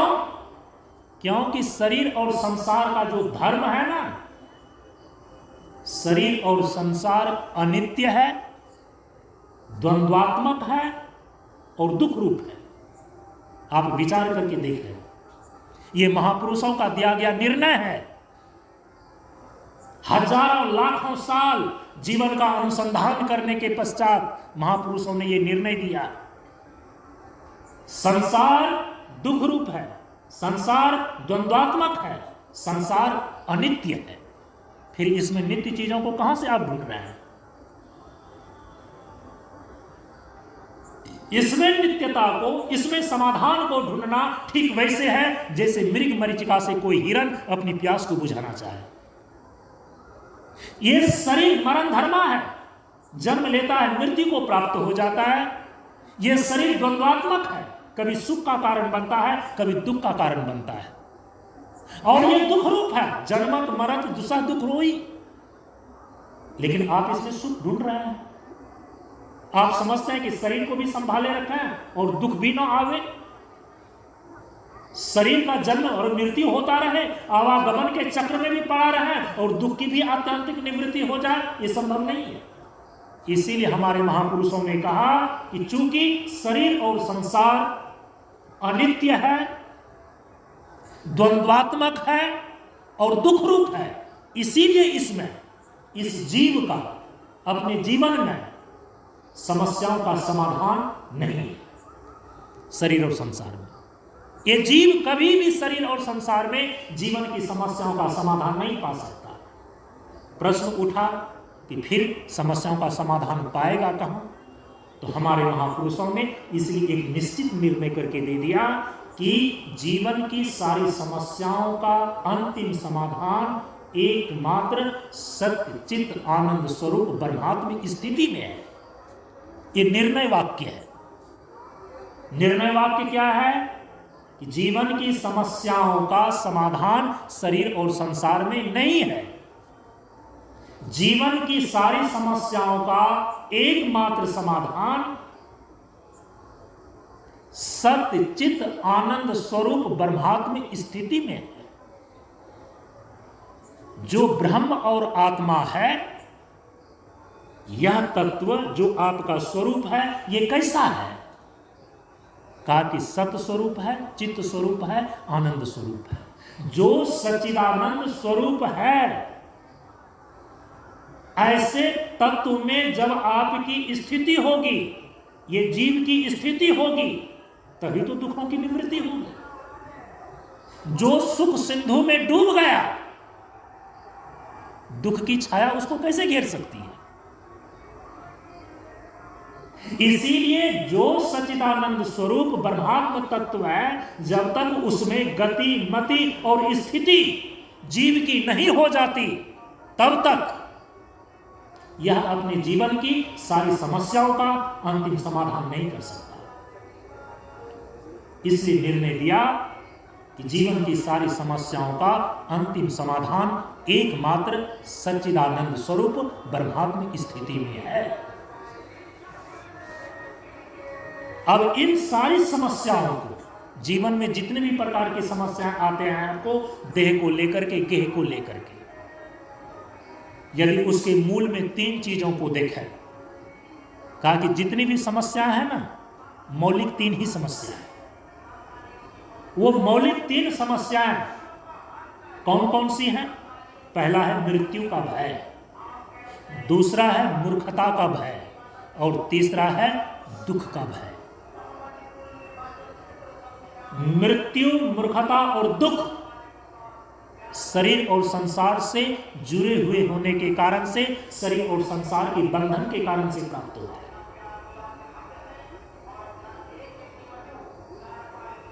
ये तीनों प्रकार की मौलिक समस्याएं इस जीव के साथ तब तक बनी रहती है जब तक यह शरीर और संसार के भाव से जुड़ा हुआ है। आज तक कोई भी व्यक्ति लौकिक उपाय के द्वारा मृत्यु पर विजय प्राप्त नहीं कर सका है। क्या आज तक कोई ऐसा वैज्ञानिक हुआ जो मृत्यु पर विजय प्राप्त किया हो। संसार के किसी भी उपाय के द्वारा आप मृत्यु का भय नहीं मिटा सकते। और मूर्खता का भय का मतलब यह है कि मूर्खता का भय व्यक्ति को तब तक बना रहता है जब तक वह आश्वस्त न हो जाए, जब तक वह यह निश्चित रूप से न जान ले कि मैंने सब कुछ जान लिया है। क्या संसार के सारे चीजों को जानकर, बड़ी बड़ी डिग्रियां और उपाधियां को प्राप्त करके भी आप निश्चिंत हैं कि मैंने सब कुछ जान लिया है? कोई कह सकता है कि मेरे लिए अब कोई भी अज्ञात चीज नहीं है? बड़े बड़े विशेषज्ञ और बड़े बड़े विचारक व्यक्ति भी अपने भीतर अज्ञात में गोता लगाता हुआ पाता है कि मैं बहुत सारी चीजों को नहीं जानता। इसीलिए मूर्खता का भय संसार की तमाम पढ़ाई पढ़ करके, डिग्रियां और उपाधियां लेकर के भी पूरी नहीं हो सकती। मूर्खता का भय बना ही रहता है। कब तक? जब तक अखंड विज्ञान को प्राप्त न कर ले। इसीलिए जिन उपायों के द्वारा मूर्खता का भय आप समाप्त करना चाहते हैं, आज तक नहीं कर सके, न कर सका है, आगे न कर सकेगा। ये हमारे महापुरुषों का निर्णय है। फिर जो तीसरी समस्या है, दुख का भय। क्या दुख की निवृत्ति हो गई? संसार के जितने भी आपने उपाय, जितने भी साधन का प्रयोग किया है, क्या कोई भी व्यक्ति अपने जीवन से चक्रवर्ती सम्राट होकर के भी, स्वर्ग का साम्राज्य प्राप्त करके भी देवराज इंद्र अपने जीवन से दुखों की निवृत्ति कर सका क्या? कहा कि नहीं। इकट्ठे कर जहां के जल सभी दुनिया के माली थे, सिकंदर जब गया दुनिया से तो दोनों हाथ खाली थे, दुखी होकर के गए। लेकिन हमारे संतों को देखिए, चाह गई चिंता गई मनवा बेपरवाह, जाको कछु ना चाहिए सोई सहंसा, जाको कछु ना चाहिए सोई सहंसा, क्योंकि परमात्म अंदर बसा योगी बेपरवाह। दुख को मिटाने का ये उपाय नहीं है जो आप कर रहे हैं।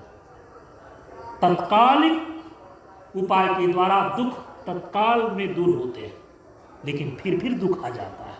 इसलिए दुख का भय बना रहता है। कैसे दूर होगा?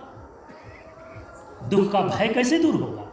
दुख का भय दूर होगा परमानंद की समुपलब्धि करके। मूर्खता का भय दूर कैसे होगा? एकमात्र अखंड विज्ञान को प्राप्त करके। मृत्यु का भय कैसे दूर होगा? एकमात्र अमृतत्व का बोध करके। ये डिंडिम घोष है हमारे उपनिषदों का, महापुरुषों का, कि मृत्यु तीर्थवा अमृतम स्मृते। जब तक कोई अमृतत्व का बोध नहीं कर लेता है, तब तक वह मृत्यु को पार नहीं कर सकता, मृत्यु के भय को समाप्त नहीं कर सकता। इसलिए प्रेमियों, ये संसार के जितने भी साधन हैं, संसार की जितने भी चीजें हैं, वो तो स्वयं विनाश को प्राप्त होने वाला मृत्यु से ग्रसित है। वो आपको पार कैसे लगा सकता है? वो मृत्यु पर विजय कैसे दिला सकता है जिसकी स्वयं मृत्यु होती है? जो अमृत तत्व होगा, जिस पर मृत्यु की दाल नहीं गलती है, यदि उसकी अनुभव और अनुभूति आप कर लें तो ही मृत्यु पर विजय प्राप्त कर सकते हैं। आत्मा की अमरता का बोध किए बिना कोई भी व्यक्ति मृत्यु पर विजय प्राप्त नहीं कर सकता, किसी भी अन्य उपाय के द्वारा। इसीलिए कहा मृत्यु तीर्थवा अमृतम स्मृते। जो आत्मा की अमरता का बोध कर लेता है, केवल और केवल वही मृत्यु को पार करता है, मृत्यु पर विजय प्राप्त करता है। दूसरी चीज है मूर्खता का भय। किसको समाप्त होगा? कौन मूर्खता के भय से निवृत्त हो सकता है? इस समस्या का निदान कौन पा सकता है? क्या स्कूल, कॉलेज, यूनिवर्सिटी में बड़ी बड़ी डिग्रियां और उपाधियां लेकर के वे भी अपनी मूर्खता के भय से निवृत्त नहीं हो सके? समझ रहे हैं? हमारे उपनिषद में एक प्रश्न उठाया गया, 10 मिनट में हमारे उपनिषद में एक प्रश्न उठाया गया, कस्मिन् विज्ञाते सर्वं विज्ञातम। वह कौन सा तत्व है जिसको जान लेने से सबका ज्ञान प्राप्त हो जाता है? कस्मिन् विज्ञाते सर्वं विज्ञातम। और जब तक आप अखंड विज्ञान को प्राप्त नहीं कर लेते हैं तब तक मूर्खता का भय समाप्त नहीं होता है प्रेमियों। अल्पज्ञ से विशेषज्ञ हो जाना, ढेर बहुत सारे संसार की तमाम चीजों को जान लेने से मूर्खता का भय समाप्त नहीं होता है बिना आत्मज्ञान का। जब तक अखंड विज्ञान आप प्राप्त नहीं कर लेते तब तक मूर्खता और अज्ञान के बंधन से आप नहीं छूटते। उपनिषद घोषणा करता है रीते ज्ञानात् न मुक्ति। जब तक आत्मज्ञान व्यक्ति को प्राप्त नहीं हो जाता तब तक वह मूर्खता और अज्ञान के भय से निवृत्त नहीं होता, अज्ञान के बंधन से वो नहीं छूटता। रीते ज्ञानात् न मुक्ति, बिना ज्ञान से मुक्ति नहीं होती। इससे अज्ञान रूपी बंधन से। इसीलिए कस्मिन् विज्ञाते सर्वं विज्ञातम, वह कौन सा तत्व है जिसको जान लेने से सबको जाना जाता है, सबका विज्ञान प्राप्त हो जाता है। उसका उत्तर क्या दिया? तद ब्रह्मेति। उपनिषद ने इसका उत्तर दिया तद ब्रह्मेति, वह तत्व है ब्रह्म। कस्मिन् विज्ञाते सर्वं विज्ञातम, इसका उत्तर दिया तद ब्रह्मेति।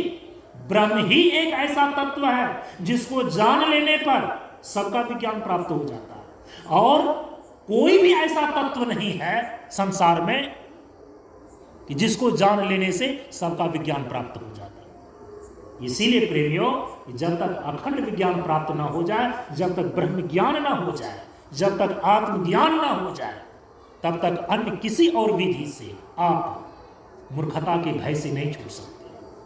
ये समस्या दूर नहीं हो सकती। तीसरी समस्या दुख। दुख की निवृत्ति पर तो चर्चा चली बहुत देर तक। दुख की निवृत्ति कैसे होगी? जब परमानंद की समुपलब्धि होगी। परमानंद की समुपलब्धि किए बिना कोई भी दुख की आत्यांतिक निवृत्ति नहीं कर सकता। सुख की सिंधु में डुबकी लगाए बिना कोई भी व्यक्ति दुख की छाया से नहीं बच सकता। किसी न किसी रूप में दुख आकर के घेर लेता है। इसीलिए जब तक आप परमानंद स्वरूप तत्व की स्थिति को उपलब्ध नहीं हो जाते, उसका बोध नहीं कर लेते, उसमें आपकी स्थिति नहीं हो जाती, तब तक दुख की निवृत्ति नहीं होती है। उपनिषद घोषणा करता है शोकम तरति आत्मवित्। ठीक है, शोकम तरति आत्मवित्। शोक माने दुख। शोक सागर को पार कर जाता है, दुख की आत्यांतिक निवृत्ति कर लेता है। कौन? आत्मवित्, जो आत्मा को जान लेता है, जो ब्रह्मात्म तत्व सच्चित आनंद स्वरूप है, जो उसका अनुभव अनुभूति करता है, उसमें स्थिति जिसकी बन जाती है, केवल और केवल वही आत्मवित् शोकम तरति, शोक को पार कर जाता है, दुख को पार कर जाता है। इसलिए प्रेमियों, यदि आप अपने जीवन में अनिष्ट की निवृत्ति चाहते हैं,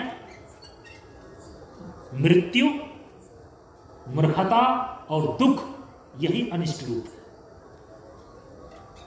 अनिष्ट की निवृत्ति और अभिष्ट की प्राप्ति। अभिष्ट क्या है? मृत्यु पर विजय प्राप्त करके मृत्युंजय जीवन प्राप्त करना, जहां से मृत्यु का भय समाप्त हो जाता है, ऐसा जीवन मुक्त जीवन। मूर्खता का भय, ये मूर्खता अनिष्ट रूप है। मूर्खता का भय दूर करके आपका अभिष्ट है अखंड विज्ञान। अनिष्ट रूप है दुख, दुख की आत्यांतिक निवृत्ति करके आपका अभिष्ट है नित्य सुख अर्थात परमानंद की समुपलब्धि। तो मृत्यु, मूर्खता और दुख की निवृत्ति करके मृत्युंजय जीवन, अखंड विज्ञान और परमानंद की समुपलब्धि एकमात्र सच्चिदानंद स्वरूप ब्रह्मात्म तत्व के अनुभव और अनुभूति से संभव है। इसीलिए जीवन में ब्रह्म दर्शन आवश्यक है। बिना ब्रह्म दर्शन किए कोई भी व्यक्ति अपने जीवन से दुखों की आत्यांतिक निवृत्ति और परमानंद की समुपलब्धि नहीं कर सकता। जीवन में यदि आप जीवन की सारी समस्याओं से अंतिम समाधान पाना चाहते हैं, वो अंतिम समाधान पाने का एक ही रास्ता है, ब्रह्मात्म स्थिति। सच्चिदानंद स्वरूप ब्रह्मात्म स्थिति ही जीवन की सारी समस्याओं का अंतिम समाधान है। इसीलिए ब्रह्म दर्शन आवश्यक है। हम सभी लोगों ने विचार के दूसरे चरण में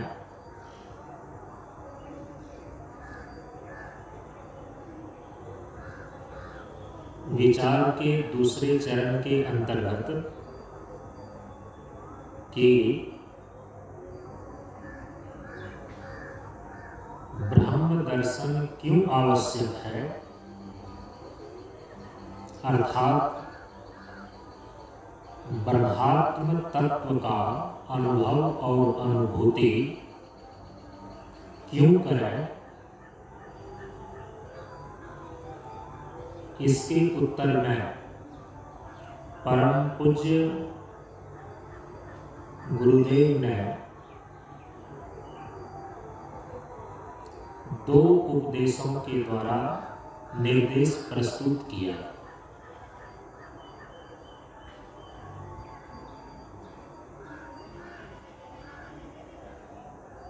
चौथे खंड का 9वां उपदेश दैहिक, दैविक और भौतिक तापों को सह लेना ही ब्रह्म दर्शन है। और 11वां उपदेश निराधार में आनंद, प्रसन्न और संतुष्ट रहना ही आत्मावान होना है। इस दो उपदेशों के आधार पर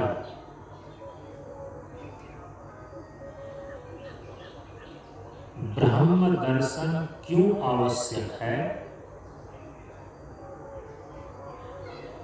इसके उत्तर में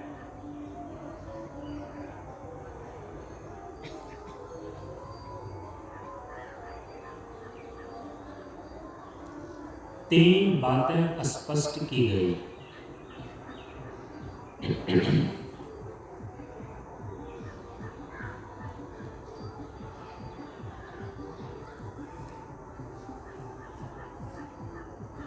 ब्रह्म दर्शन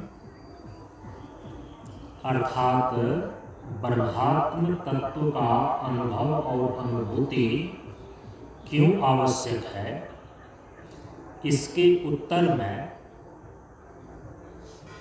दो उपदेश प्रस्तुत किए गए हैं। 9वां उपदेश और 11वां उपदेश।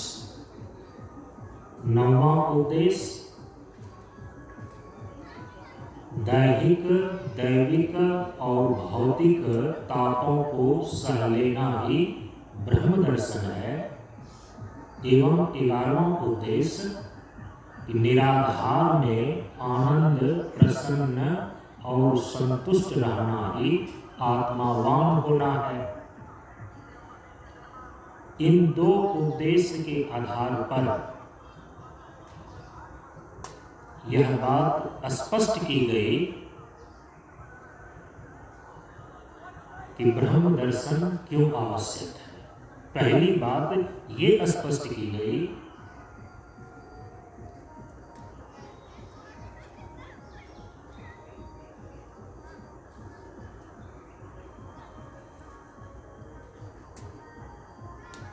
जीवन में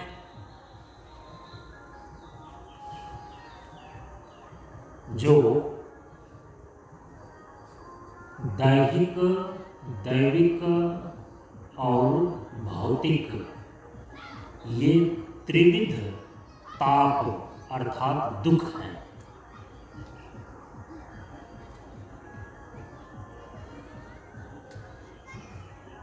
तो दैहिक, दैविक और भौतिक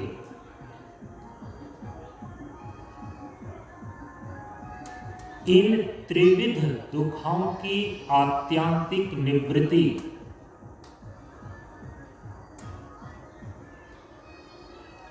और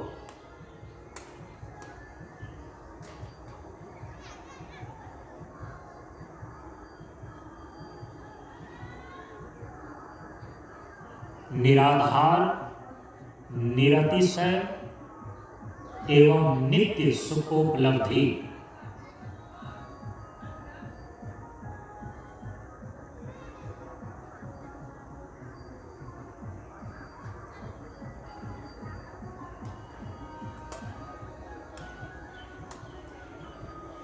ब्रह्म दर्शन से संभव है। इसलिए ब्रह्म दर्शन आवश्यक है। इन दोनों उपदेश के आधार पर ये पहली बात ब्रह्म दर्शन के प्रयोजन को लेकर स्पष्ट हुई कि दैहिक, दैविक और भौतिक ये त्रिविध दुखों की आत्यांतिक निवृत्ति एवं निराधार, निरतिशय एवं नित्य सुखोपलब्धि एकमात्र ब्रह्म दर्शन से ही संभव है। इसलिए ब्रह्म दर्शन आवश्यक है। दूसरी बातें ये स्पष्ट हुई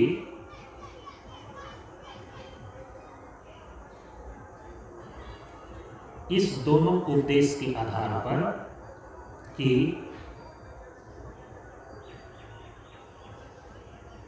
जीवन में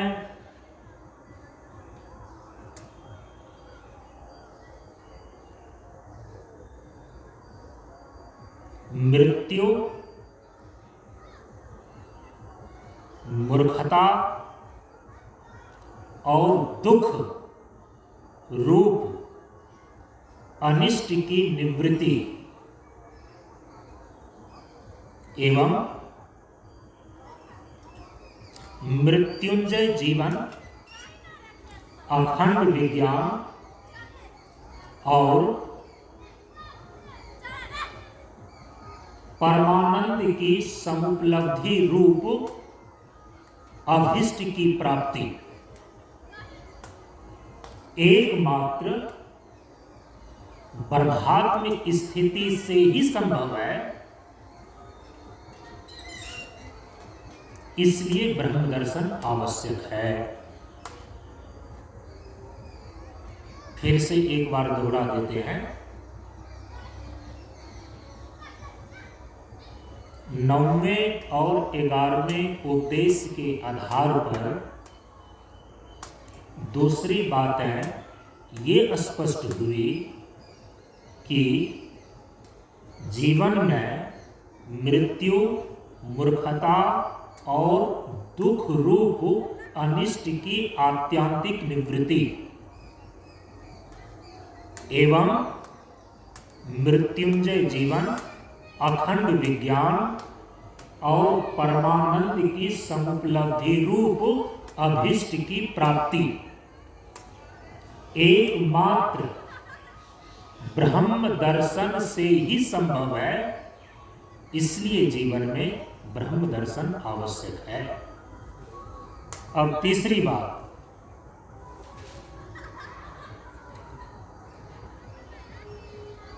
कल जितनी व्याख्याएं हुई हैं उसी का ये सार और निचोड़ निष्कर्ष आज हम आपको निकाल करके बता रहे हैं। बहुत सारी चीजों को याद रखना संभव नहीं हो पाता है। ब्रह्म दर्शन क्यों करें, ब्रह्म दर्शन क्यों आवश्यक है, तो इसको लेकर के जो उत्तर दिया गया है 2 उपदेश के द्वारा, 9वें उपदेश के द्वारा और 11वें उपदेश के द्वारा। इन 2 उपदेश के आधार पर जो तीसरी बातें स्पष्ट हुई वो ये कि जीवन में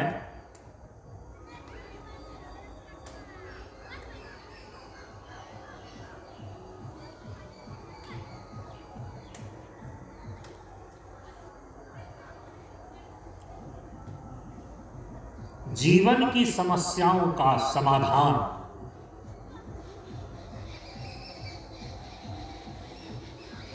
अनित्य, द्वंद्वात्मक और दुख रूप शरीर एवं संसार में नहीं है।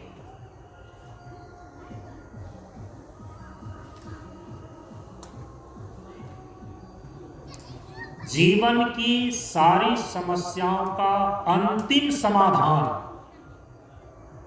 एकमात्र सत्य चित आनंद स्वरूप ब्रह्मात्म स्थिति में ही है। इसलिए ब्रह्म दर्शन आवश्यक है। ये भी बातें कल आई थी व्याख्या। तीसरी बात है, ये स्पष्ट हुई कि जीवन में जीवन की समस्याओं का आत्यांतिक समाधान, तात्कालिक समाधान तो तात्कालिक उपाय के द्वारा सभी लोग करते हैं, लेकिन आत्यांतिक समाधान नहीं हो पाता है।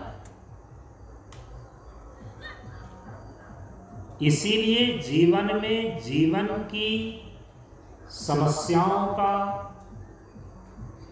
आत्यांतिक समाधान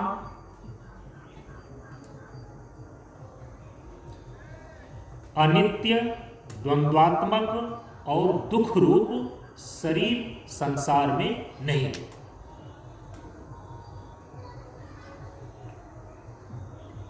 जीवन की सारी समस्याओं का अंतिम समाधान एकमात्र सच्चिदानंद स्वरूप ब्रह्मात्म स्थिति में ही है। इसलिए ब्रह्म दर्शन आवश्यक है। तो अनुभव और अनुभूति ही ब्रह्म दर्शन है। इस उपदेश पर विचार के दूसरे चरण के अंतर्गत ये सारी बातें स्पष्ट की गई। ब्रह्म दर्शन का प्रयोजन 3 बिंदुओं में स्पष्ट किया गया, 2 उपदेश के आधार पर। ठीक है। ओम पूर्णमदः पूर्णमिदं पूर्णात् पूर्णमुदच्यते पूर्णस्य पूर्णमादाय पूर्णमेवावशिष्यते। ओम शांति शांति शांति। हरि ओम श्री गुरुभ्यो नमः। हरि ओम।